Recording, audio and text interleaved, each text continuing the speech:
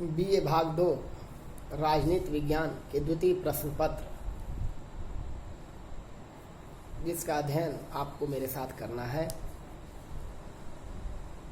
उसकी प्रथम unit Britain के संविधान से संबंधित है। तो आइए आज से प्रारंभ करते हैं ब्रिटेन का संविधान। ब्रिटिश संविधान से जो पहला प्रश्न बनता है आपके सिलेबस के अनुसार, वह है ब्रिटेन के संविधान की विशेषताएं। हमें सबसे पहले यह जानना आवश्यक है कि ब्रिटेन के संविधान का अध्ययन एक भारतीय छात्र क्यों करे। ब्रिटेन का संविधान इसलिए भी राजनीति विज्ञान के विद्यार्थी को पढ़ना चाहिए क्योंकि भारतीय संवैधानिक व्यवस्था का जो संसदीय प्रतिरूप है वह ब्रिटेन से ही ग्रहण किया गया है। ब्रिटेन के ही आधार पर हमने कार्यपालिका को व्यवस्थापिका के प्रति उत्तरदायी बनाया है। ब्रिटेन के ही संवैधानिक व्यवस्था के आधार पर हमने द्विसदनात्मक संसदीय व्यवस्था की रचना की है। ब्रिटेन की ही संवैधानिक व्यवस्था के आधार पर हमने अपने संसदीय व्यवस्था का समग्र मॉडल या समग्र प्रतिरूप निर्धारित किया है। संविधान सभा में जब यह बहस हो रही थी कि भारत के लिए संसदीय व्यवस्था उचित है या अध्यक्षात्मक व्यवस्था, तो संवैधानिक प्रतिमान के रूप में हमने संसदीय व्यवस्था का चयन किया। और ऐसा इसलिए भी किया क्योंकि अंग्रेजों ने हमारे ऊपर जो संवैधानिक व्यवस्था लागू करने का प्रयास किया था वह अपनी प्रकृति में संसदात्मक थी।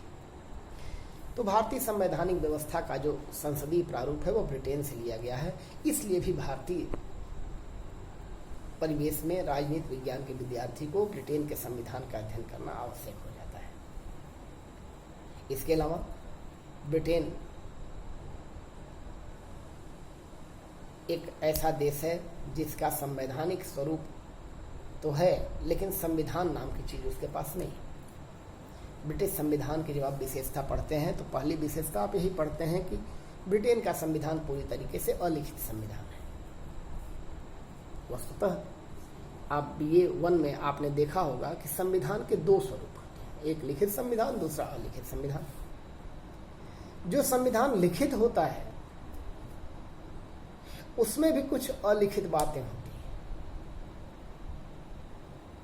कोई भी संविधान पूरी तरह न तो लिखा जा सकता है और न तो कोई संविधान ऐसा हो सकता है जो पूरी तरह अलिखित है। वस्तुतः लिखित संविधान में भी कुछ अलिखित बातें होती हैं और अलिखित संविधानों में भी बहुत सारे ऐसे प्रावधान मिल जाएंगे जो लिखे हुए हैं। यदि आप भारत से प्रारंभ करें तो भारत का संविधान एक लिखित संविधान है, लेकिन भारतीय संवैधानिक व्यवस्था में सर्वोच्च न्यायालय द्वारा लागू किया गया मौलिक अधिकारों मौलिक ढांचे का सिद्धांत ये पूरे संविधान की पुस्तक में आपको नहीं मिलेगा। अनुच्छेद 1 से लेकर 395 तक का आप अध्ययन कर लें भारतीय संविधान का, उसमें कहीं भी मौलिक ढांचे के सिद्धांत का उल्लेख नहीं है। यह एक ऐसा प्रतिबंध है जो सर्वोच्च न्यायालय ने भारतीय संवैधानिक व्यवस्था को दिया है। उसके पीछे तत्कालीन राजनीतिक परिस्थितियां जिम्मेदार थी। ठीक उसी तरह अमेरिकी संविधान में अंतर्निहित शक्तियों का सिद्धांत भी इसका उदाहरण है कि अमेरिका का संविधान लिखा हुआ है लेकिन अंतर्निहित शक्तियां क्या हैं यह कहीं लिखा नहीं गया है। अर्थात भारत और अमेरिका दो दुनिया के लिखे हुए संविधान वाले देश हैं, लेकिन वहां भी कुछ प्रावधान ऐसे हैं जो लिखे हुए नहीं है। लेकिन ब्रिटेन का संविधान तो घोषित रूप से कहता है कि वह लिखा हुआ नहीं है। आप संविधान की कोई पुस्तक ला के नहीं दे सकते। टाकविले का कथन भी है कि इंग्लैंड में संविधान नाम की कोई चीज नहीं है, लेकिन संविधान नाम की कोई पुस्तक या चीज रहे या ना रहे, लेकिन ब्रिटेन में संवैधानिक व्यवस्था तो है। यदि संवैधानिक व्यवस्था नहीं रहती तो ब्रिटेन की संसद को दुनिया के संसदों की जननी नहीं कहा जाता। अब ब्रिटेन का संविधान लिखित नहीं है, वह अलिखित है।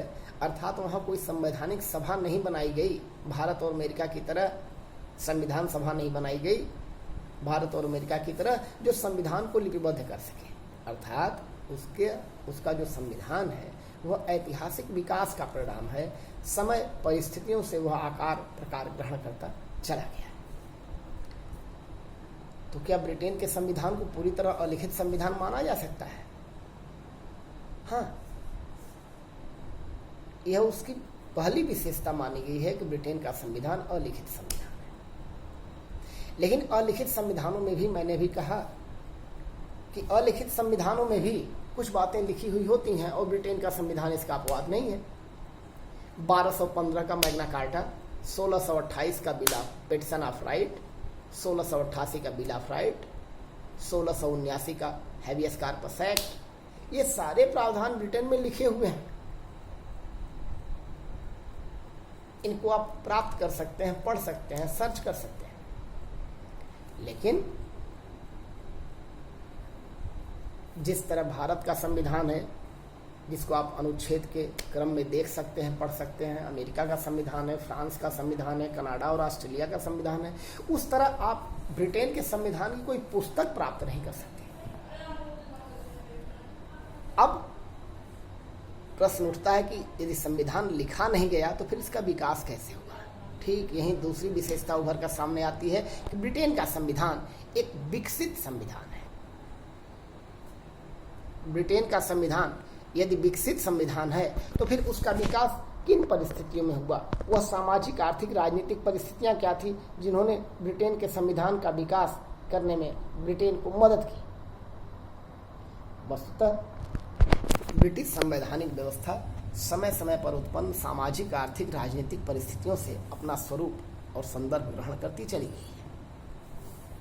यदि आप यूरोप के इतिहास का अध्ययन करें तो 15वीं शताब्दी में जब धर्म सुधार आंदोलन प्रारंभ होता है तो पूरे ब्रिटेन, क्या पूरे यूरोप में पोपशाही समाप्त हो गई।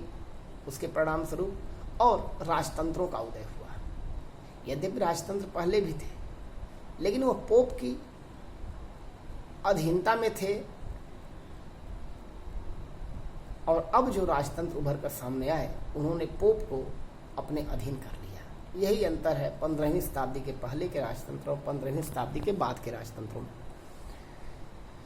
ब्रिटेन राजतंत्र की ओर प्रस्थान करता है 15वीं शताब्दी में, लेकिन 200 साल बीतते बीतते 17वीं शताब्दी के अंत तक ब्रिटिश राजतंत्र लोकतंत्र की ओर प्रस्थान शुरू कर देता है।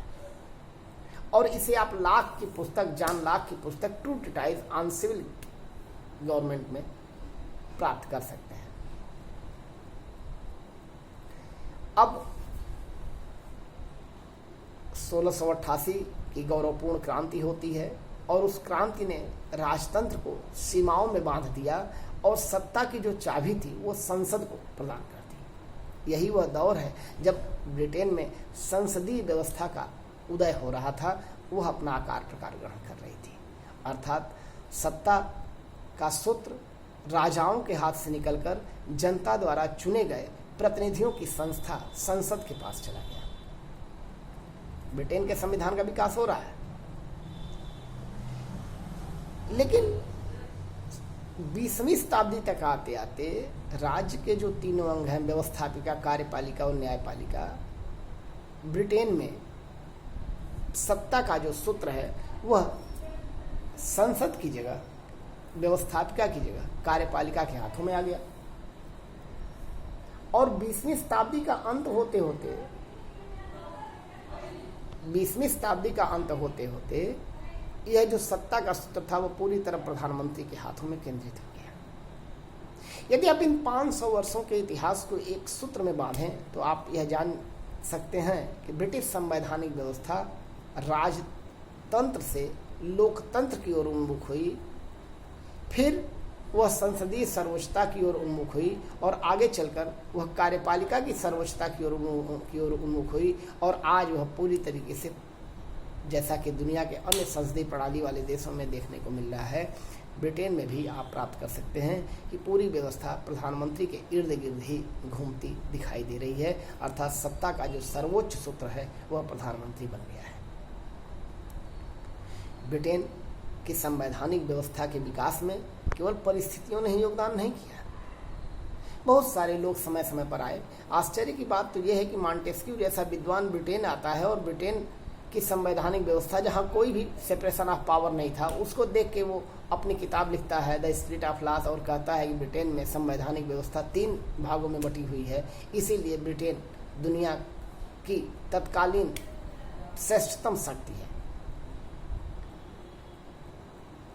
ब्रिटिश संवैधानिक व्यवस्था को अनेक कानूनी टीकाओं से भी आकार प्रकार मिल रहा है, जैसे एवी डायसी की लॉ ऑफ कॉन्स्टिट्यूशन, बैजहार्ट की पुस्तक है, और मॉन्टेस्क्यू की स्पिरिट ऑफ लॉज वहीं से प्रेरित होकर लिखी गई है। ये सारी जो भी चीज़ें आपको दिखाई देंगे ब्रिटिश संवैधानिक व्यवस्था में, यह विकास का परिणाम है। ये समय के साथ आती गई और ब्रिटिश संवैधानिक व्यवस्था में जुड़ती चली गई।